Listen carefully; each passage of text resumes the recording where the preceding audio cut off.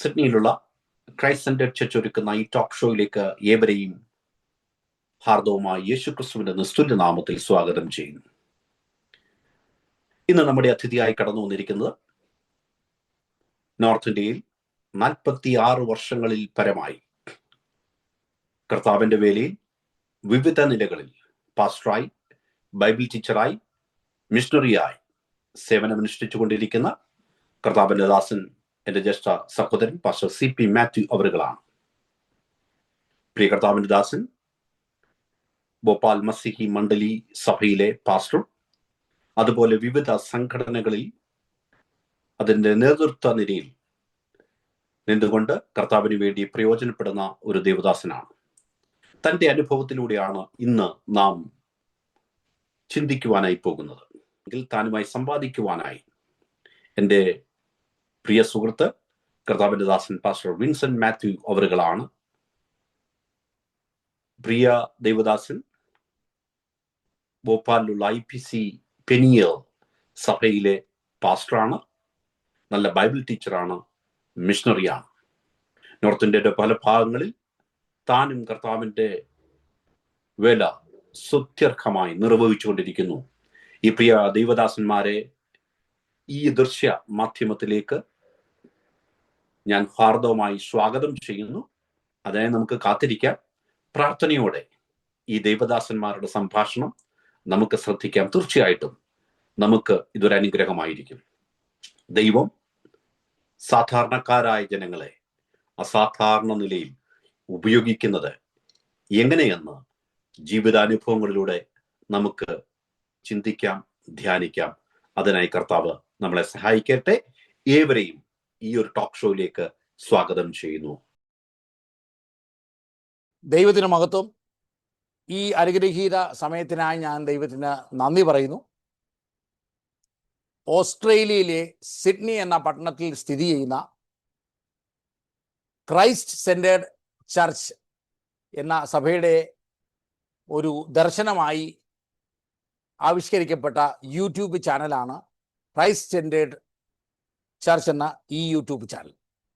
എൻ്റെ സുഹൃത്തായിരിക്കുന്ന pastor doctor Thomas Philip ചില വർഷങ്ങളായി അവിടെ താമസിക്കുകയും വേദ പഠനം നടത്തുകയും കർത്താവിൻ്റെ വേലയിൽ വ്യാപൃതനായിരിക്കുന്നു.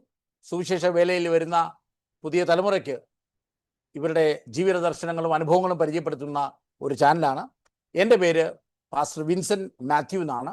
ഞാൻ കുടുംബമായി ഭോപ്പാലിൽ, മധ്യപ്രദേശിൻ്റെ തലസ്ഥാനമായ ഭോപ്പാലിൽ താമസിച്ചുകൊണ്ട് 2 വർഷങ്ങളായി IPC പെനിയേൽ എന്ന ചർച്ചിൻ്റെ പാസ്റ്ററായിട്ട് സേവനമനുഷ്ഠിക്കുന്നു. ഞങ്ങൾക്ക് ഈ ഒരു അവസരം കർത്താവിൻ്റെ ദാസനെ അഭിമുഖ സംഭാഷണത്തിലേക്ക് കൊണ്ടുവരാൻ ലഭിച്ച അവസരത്തിനായി സ്തോത്രം ചെയ്യുന്നു. ഇന്ന് നമ്മളോടൊപ്പം ഈ അഭിമുഖ സംഭാഷണത്തിൽ പങ്കുചേരുന്നത് എൻ്റെ സുഹൃത്തും സഹോദരനും അനേക വർഷങ്ങളായി എനിക്ക് ഒരു വഴികാട്ടിയായി തീരുന്ന കർത്താവിൻ്റെ ദാസൻ പാസ്റ്റർ CP മാത്യു ആണ്.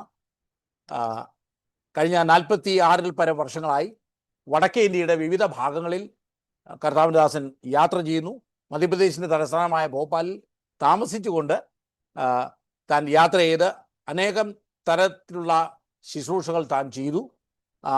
കർത്താവിൻ്റെ ദാസൻ കേരളത്തിലെ പത്തനംതിട്ട ജില്ലയിൽ റാന്നി താലൂക്കിലുള്ള പൂവന്മല സ്വദേശിയാണ്. തന്നെ ഈ സമയത്ത് വളരെ സ്നേഹത്തോടും ആദരവോടും കൂടി ഈ അഭിമുഖ സംവാദത്തിലേക്ക് ക്ഷണിക്കുന്നു. ഒരുമിച്ചുള്ള സമയത്ത് ദൈവം അനുഗ്രഹിക്കുമാണ്.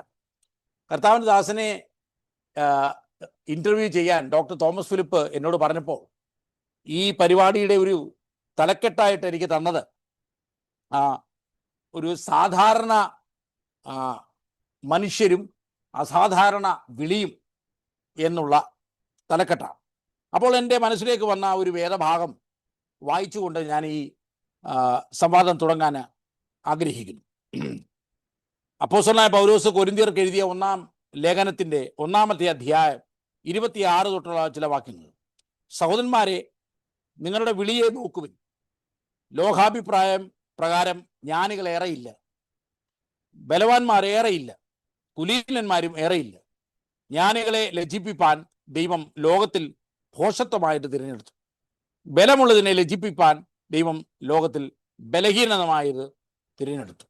ഈ വാക്യം നമ്മളോട് പറയുന്നത് നമ്മുടെ എളിയ ജീവിത സാഹചര്യങ്ങളിൽ നിന്നൊക്കെയാണ് നമ്മൾ പലരും കർത്താവിൻ്റെ വേലയ്ക്ക് വേണ്ടി ദർശനത്തോടെ ഇറങ്ങി തിരിച്ചത്.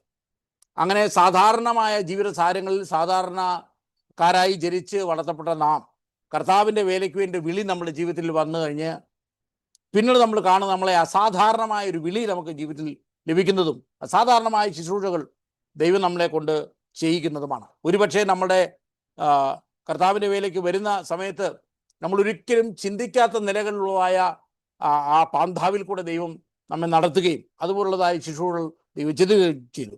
അതിനൊരു ഉദാഹരണമാണ് ഇന്ന് ഭോപ്പാൽ എന്ന പട്ടണത്തിലും മധ്യപ്രദേശ് എന്ന സംസ്ഥാനത്തിലും ഞാൻ പ്രത്യേകിച്ച് നോക്കുമ്പോൾ ഏറ്റവും സാധാരണ മനുഷ്യനും അസാധാരണ വിളിയും എന്ന ഈ തലക്കെട്ടിന് ഏറ്റവും അനുയോജ്യനായ ഒരു വ്യക്തിയാണ് പാസ്റ്റർ CP മാത്യു. ഈ സമയത്ത് തുടർന്നുള്ള ചില സമയങ്ങൾ കർത്താവിൻ്റെ ദാസൻ തൻ്റെ ജീവിതത്തിൽ ജീവിത ദർശനത്തെക്കുറിച്ചും തൻ്റെ കുടുംബത്തെക്കുറിച്ചും കർത്താവിൻ്റെ വേലയ്ക്ക് വേണ്ടി താൻ വിളിക്കപ്പെട്ടതും പ്രത്യേകിച്ച് നോർത്ത് ഇന്ത്യയിലേക്ക് ഉള്ള വിളി, അങ്ങനെ നോർത്ത് ഇന്ത്യയിലേക്കുള്ള യാത്രകൾ, അങ്ങനെയുള്ള ചില കാര്യങ്ങൾ പറഞ്ഞുകൊണ്ടാണ് നമ്മൾ ഇത് തുടങ്ങുന്നത്. അപ്പോൾ പാസ്റ്ററോട് ഞാൻ ചോദിക്കുന്നത്, പാസ്റ്ററെ, റാന്നി പൂവമ്മല സ്വദേശിയായ താങ്കൾ കഴിഞ്ഞ 46 വർഷങ്ങൾ ആയി നോർത്ത് ഇന്ത്യയുടെ വിവിധ ഭാഗങ്ങളിൽ പോയി കർത്താവിന് വേല ചെയ്യുന്നു, ഭോപ്പാൽ താമസിക്കുന്ന കുടുംബമായി. എന്നാൽ എങ്ങനെയാണ് ഇതിൻ്റെയൊക്കെ തുടക്കം? താങ്കളുടെ കുടുംബ പശ്ചാത്തലം, താങ്കളുടെ വിശ്വാസ ജീവിതത്തിലുള്ള യാത്ര, അതുപോലെ ചില പ്രാരംഭ അനുഭവങ്ങൾ ഞങ്ങളോട് പങ്കുവെക്കാം. ദൈവത്തിൻ്റെ പരിശുദ്ധ നാമം വാഴ്ത്തപ്പെടട്ടെ.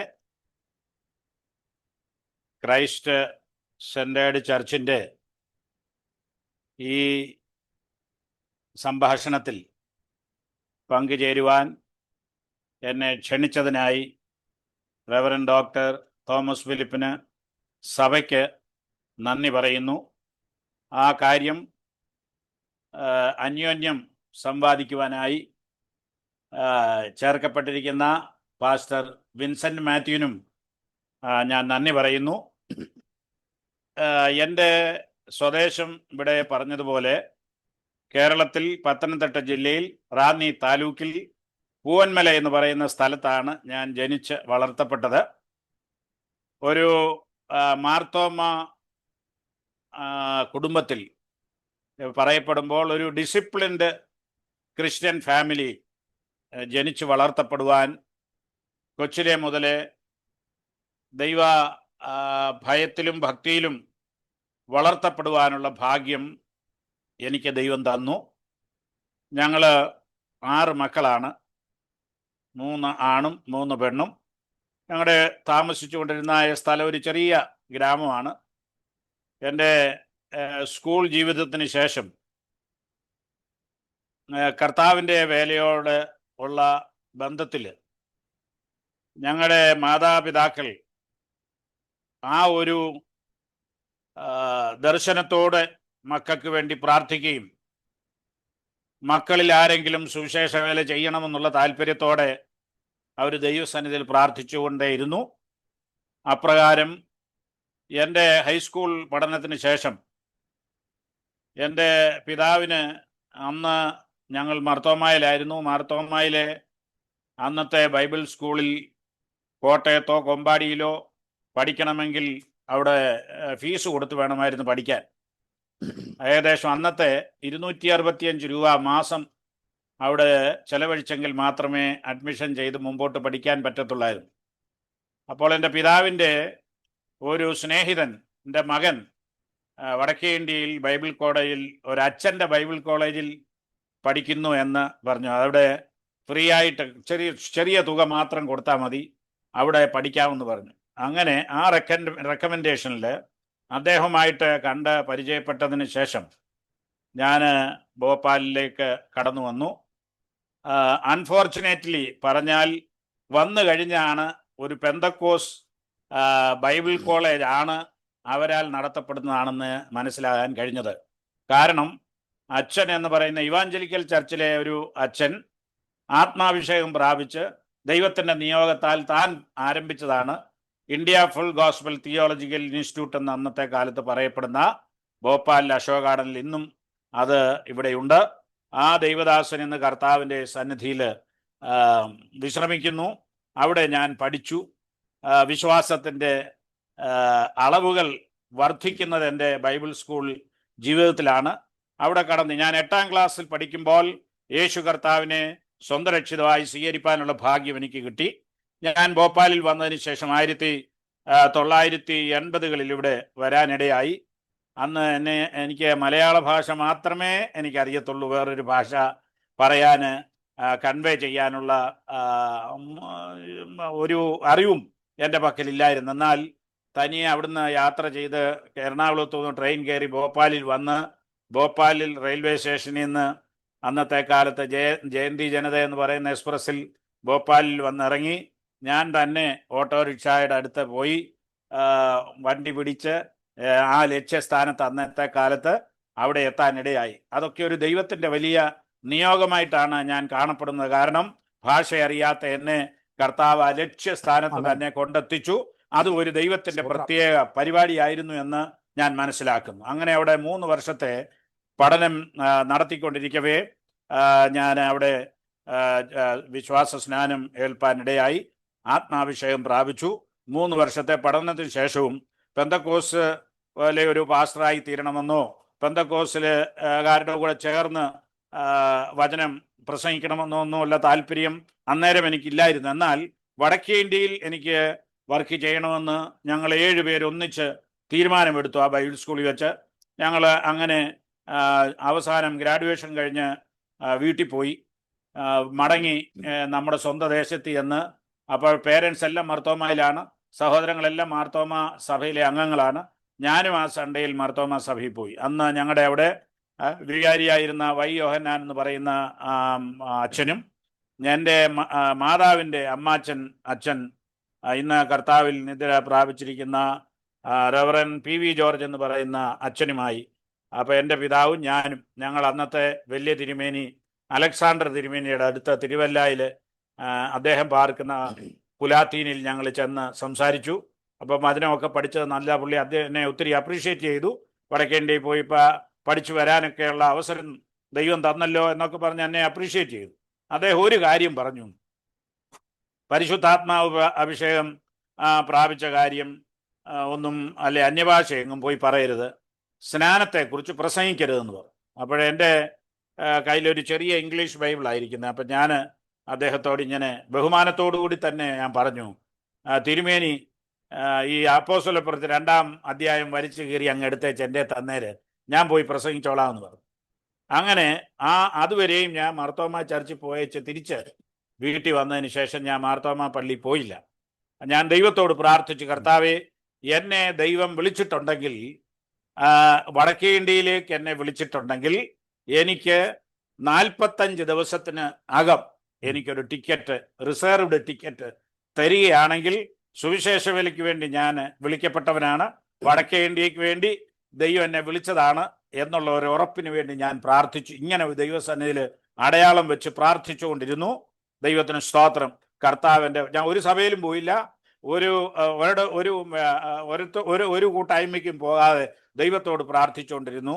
ആ സന്ദർഭത്തിൽ ദൈവം എനിക്ക് 26-ാമത്തെ ദിവസം ഒരു ടിക്കറ്റ് എൻ്റെ വീട്ടിൽ കൊണ്ട് തന്നു ഭോപ്പാലിലേക്ക് യാത്ര ചെയ്യാൻ. ആമേൻ. ഇത് എൻ്റെ ചിന്തയ്ക്കും ബുദ്ധിക്കും അപ്പുറത്തായിട്ട് ദൈവത്തിൻ്റെ പ്രവൃത്തി ഞാൻ അന്ന് കണ്ടു. ദൈവത്തിന് സ്തോത്രം. ഞാൻ എൻ്റെ 17-ാമത്തെ വയസ്സിലാണ് വടക്കേ ഇന്ത്യയിൽ വരുന്നത്.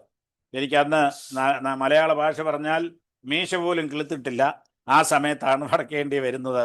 കർത്താവിന് സ്തോത്രം. ഈ 7 വർഷങ്ങൾ അനേക വെല്ലുവിളികളും അനേക പ്രതിസന്ധികളുമൊക്കെ ജീവിതത്തിൽ സുവിശേഷ പ്രചരണത്തോടുള്ള ബന്ധത്തിൽ, പ്രേഷിത പ്രവർത്തനത്തോടുള്ള ബന്ധത്തിൽ ഞാൻ അനുഭവിപ്പാനിടയായി.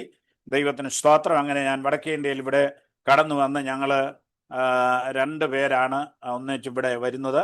ഞങ്ങളോട് ഇങ്ങനെ പറഞ്ഞു, നിങ്ങൾ ഒരാഴ്ച ഉപവസിച്ച് പ്രാർത്ഥിക്കാൻ പറഞ്ഞു. ദൈവം എവിടെയോട്ടാ നിങ്ങളെ ഗൈഡ് ചെയ്യുന്ന അവിടെ നിങ്ങൾക്ക് പോയി വർക്ക് ചെയ്യാമെന്ന് പറഞ്ഞു. അങ്ങനെ ഞങ്ങൾ ഉപവസിച്ച് പ്രാർത്ഥിച്ചതിന് ശേഷം അവർ ഞങ്ങളോട് പറഞ്ഞു, മൗ എന്ന പട്ടണത്തിലോട്ട് ഇൻഡോറിനടുത്ത് അവിടെ പോയി പ്രവർത്തിക്കാൻ പറഞ്ഞു. അവിടെ ഒരു പാസ്റ്ററുണ്ട്, അദ്ദേഹം കുടുംബസ്ഥനാണ്. അദ്ദേഹം വേറൊരു ചർച്ചിലേക്ക് പോകും. അവിടെ വിശ്വാസികളൊന്നും അധികമില്ല. നിങ്ങൾ പോയി പൈനിയറി ചെയ്ത് വർക്ക് ചെയ്ത് ഞാൻ പറഞ്ഞു. ഞങ്ങൾ അവിടെ വിശ്വാസത്താൽ അവിടെ ചെന്നു. അവിടെ ചെന്നതിന് ശേഷം ആ പാസ്റ്റർക്ക് മഹാരാഷ്ട്രയിലോട്ടാണ് ട്രാൻസ്ഫർ കൊടുത്തത്. അപ്പോൾ അദ്ദേഹത്തിന് ഒരു കുഞ്ഞുണ്ട്. അവരുടെ വൈഫിൻ്റെ വീട് അതിനടുത്താണ്. അപ്പോൾ അദ്ദേഹത്തിന് അവിടം വിട്ട് ആ സ്ഥലം വിട്ട് മഹാരാഷ്ട്രയിൽ പോകാൻ വലിയ താല്പര്യമില്ല. അപ്പം ഞങ്ങൾ അദ്ദേഹത്തോട് പറഞ്ഞു, പാസ്റ്റർ തന്നെ ഇവിടെ നിന്നു, ഞങ്ങൾ അവിടോട്ട് പോയിക്കോളാമെന്ന് പറഞ്ഞ് ഞങ്ങൾ ഏകദേശം 2 മാസം അവിടെ പാർത്തതിന് ശേഷം മഹാരാഷ്ട്രയിലേക്ക് യാത്ര ചെയ്ത് അവിടെ ചെന്നു. അവിടെ ചെന്നപ്പോൾ അവിടെ ഈ പറയപ്പെടുന്ന പോലെ ആൾക്കാർ നമ്മുടെ കൂടെ ആരാധിപ്പാനില്ല, 2 or 3 പേരേ ഉള്ളൂ. എന്നാൽ അവിടെ ഏകദേശം ഞാൻ 2.5 വർഷം അവിടെ വർക്ക് ചെയ്തു. ആ 2.5 വർഷം കൊണ്ട് 7 ഭാഷക്കാരുടെ ഇടയിൽ വർക്ക് ചെയ്ത് 7 ഭാഷക്കാരെ ദൈവഭാഗത്ത് കൊണ്ടുവരാൻ, അവർ രക്ഷിക്കപ്പെടുവാൻ, സ്നാനപ്പെടുവാനൊക്കെ ദൈവം സഹായിച്ചു. ഭുസാവലിലെ ശുശ്രൂഷ. പാസ്റ്റർ, നമുക്ക് എന്നാ ഇനി ഭോപ്പാലിലേക്ക് കർത്താവിൻ്റെ ദാസൻ വരാനുള്ളതായ സാഹചര്യവും, പിന്നെ നോർത്ത് ഇന്ത്യയിൽ ഞാൻ കർത്താവിൻ്റെ ദാസൻ്റെ ശുശ്രൂഷകളെ കഴിഞ്ഞ ഏതാണ്ട് 10-20 വർഷമായിട്ട് ഞാൻ കാണുന്നതിൽ എനിക്ക് ശ്രദ്ധേയമായി തോന്നിയത്, പലര് ദൈവദാസന്മാരും കർത്താവിൻ്റെ വേലയ്ക്ക് വേണ്ടി വിളി ലഭിച്ച് കടന്നു വരുമ്പോൾ എവിടെയെങ്കിലും ഒരിടത്ത് ഒരു ഭവനം, ഒന്നുകിൽ ഒരു സഭയോട് ബന്ധത്തിൽ ശുശ്രൂഷിക്കാൻ വരും, അല്ലെങ്കിൽ ഒരു ഭവനം എടുത്ത് വാടകയ്ക്ക് താമസിച്ച് എങ്ങനെയും ഒരു സഭ സ്ഥാപിക്കാൻ ശ്രമിക്കും.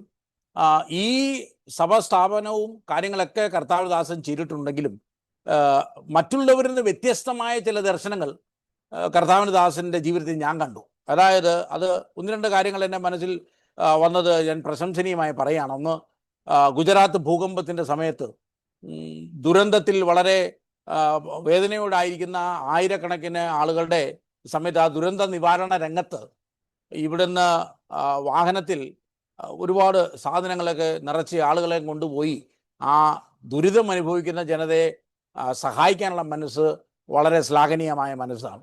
പിന്നീട് ചുരുക്കത്തിൽ പറഞ്ഞാൽ അനേക അനാഥ കുഞ്ഞുങ്ങളെ എടുത്ത് പരിപാലിക്കാനും അവർക്ക് നല്ല വിദ്യാഭ്യാസം കൊടുത്ത് അങ്ങനെ വിദ്യാഭ്യാസ മേഖല, അനാഥരെ പരിപാലിക്കുന്ന മേഖല, അങ്ങനെ മറ്റനേകം സാമൂഹ്യ, ഇന്ന് ഭോപ്പാലിൽ അറിയാം പാസ്റ്റർ CP മാത്യു അല്ലെങ്കിൽ സണ്ണി പാസ്റ്റർ എന്ന് പെന്തക്കോസ്ത് ഇതര സഭ വിഭാഗങ്ങൾക്കിടയിൽ അറിയപ്പെടുന്ന പാസ്റ്റർ ഒരു സുവിശേഷ പ്രവർത്തനം മാത്രമല്ല, ഒരു സാമൂഹിക പ്രവർത്തനം, ഇന്ത്യയിൽ പറഞ്ഞ സാമാജിക കാര്യകർത്ത എന്ന് തന്നെ പറയുന്ന നിലയിലേക്കുള്ള ആ ഉയർച്ചയും ആ ജീവിത ദർശനങ്ങളും അല്പമായി ഞങ്ങളോട് പങ്കുവെക്കാമോ?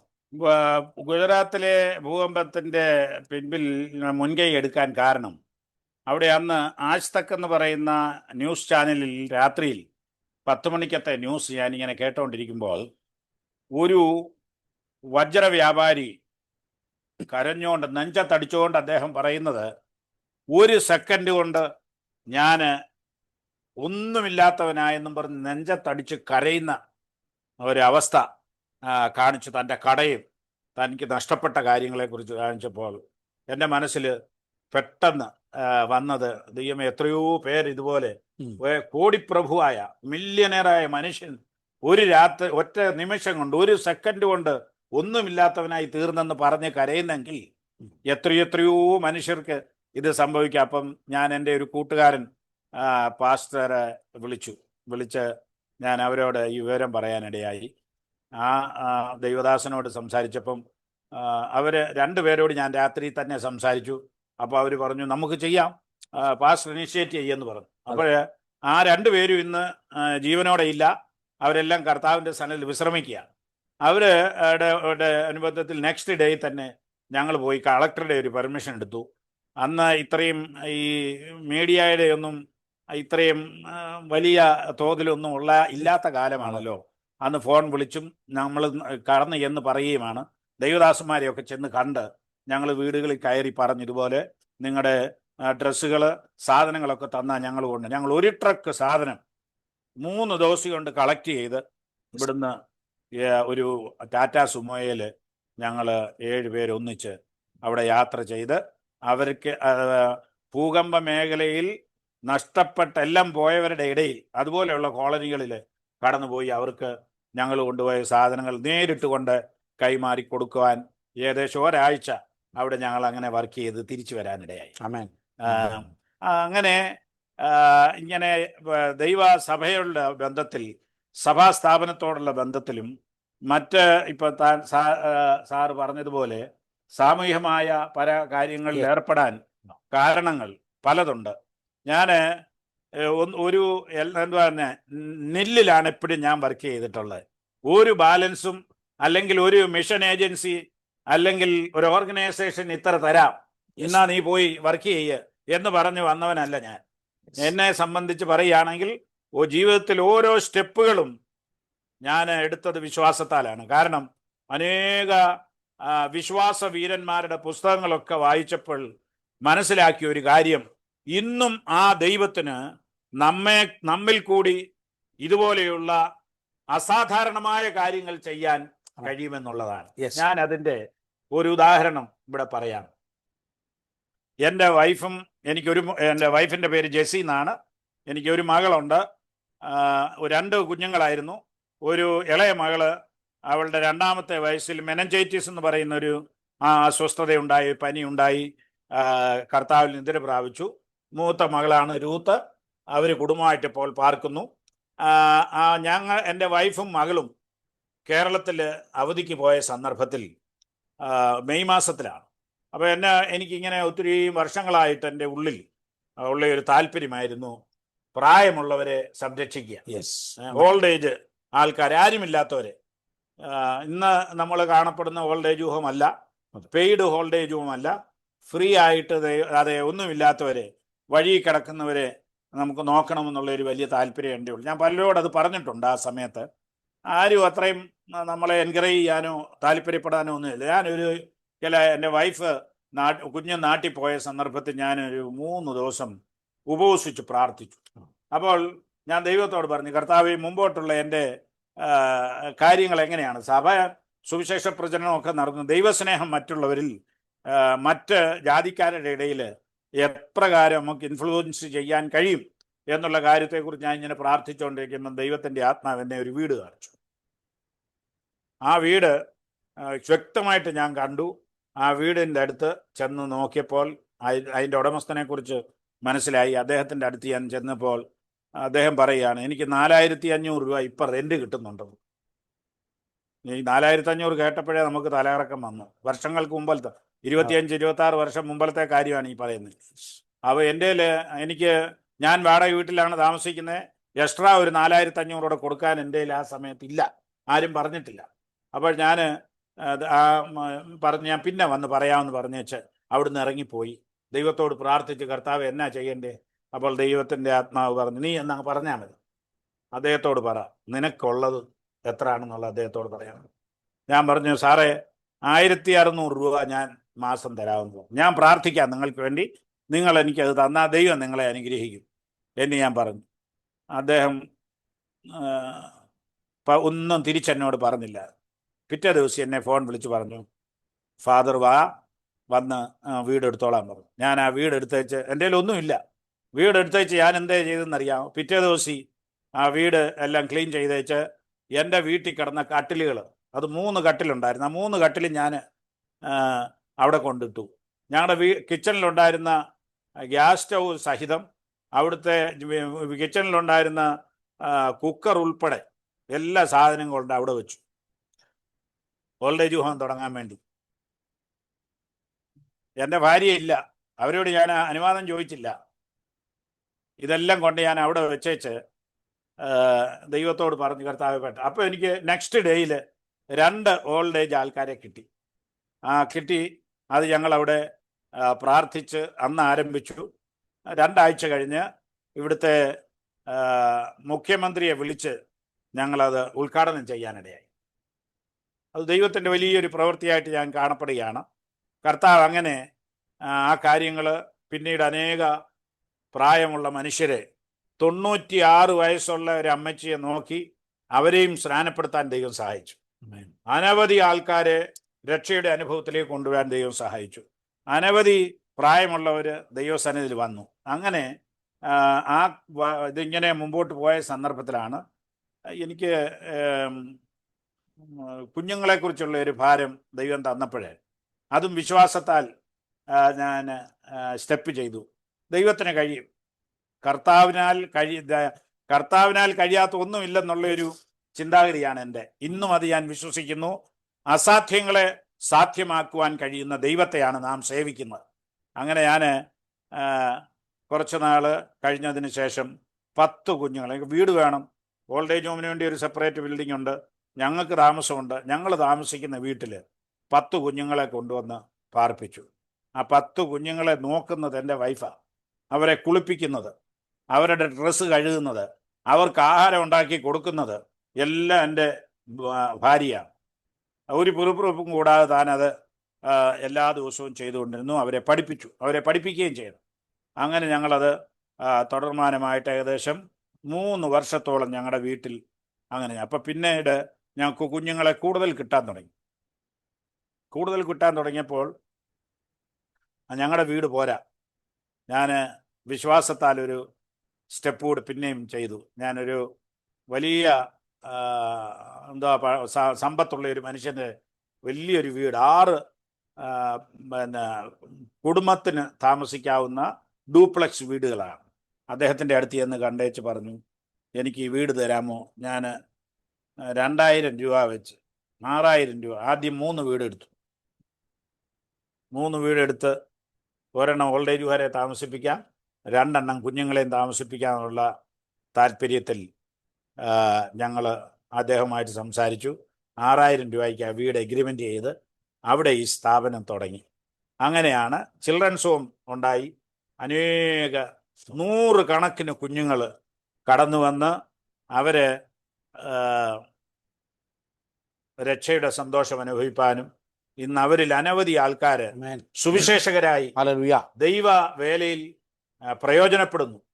അവരുടെയൊക്കെ ഗ്രാമങ്ങളിൽ അവർ പോയി വർക്ക് ചെയ്ത് അനേകരെ ഈ കുഞ്ഞുങ്ങൾ പോയി കർത്താവിൻ്റെ വേല ചെയ്യുന്നു, സഭകൾ സ്ഥാപിക്കുന്നു, ദൈവ അത്ഭുതങ്ങൾ അവിടെയൊക്കെ ചെയ്യുന്നു. ഈ സംഭാഷണം, ഈ ഒരു കോൺവെർസേഷൻ, ഇതിന്റെ 1ാമത്തെ ഭാഗമാണ്. ദൈവം അനുവദിച്ചാൽ ഇതിന്റെ 2ാമത്തെ ഭാഗം അടുത്ത ഞായറാഴ്ച ടെലികാസ്റ്റ് ചെയ്യും. കർത്താവ് നിങ്ങളെ അനുഗ്രഹിക്കട്ടെ.